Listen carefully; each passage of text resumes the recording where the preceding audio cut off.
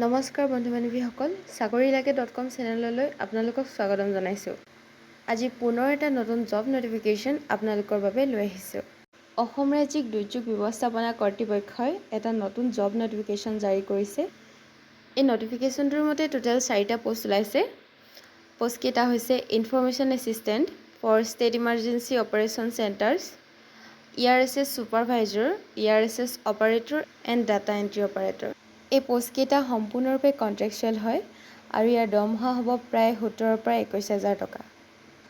এই পোষ্টটোৰ বাবে এলিজিবিলিটি ক্ৰাইটেৰিয়া হৈছে পদৰ অনুযায়ী হায়াৰ ছেকেণ্ডেৰী পাছৰ পৰা পষ্ট গ্ৰেজুৱেটলৈকে হ'ব লাগিব।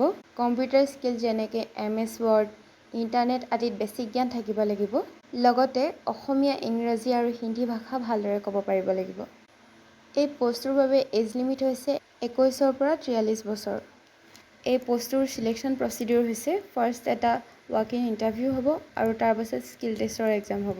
এই ইণ্টাৰভিউটো হ'ব গুৱাহাটীৰ কাহিলীপাৰাত অৱস্থিত Assam survey and settlement training চেণ্টাৰত। 16 জুন তাৰিখে ৰাতিপুৱা 10 বজাৰ পৰা আৰম্ভ হ'ব এই ইণ্টাৰভিউটো। কেণ্ডিডেটসকলে সকলোখিনি অৰিজিনেল ডকুমেণ্ট লগত লৈ যাব লাগিব। এই পোষ্টটোৰ বিষয়ে অধিক তথ্য জানিবলৈ তলৰ ডেছক্ৰিপশ্যনত থকা লিংকটো ক্লিক কৰক।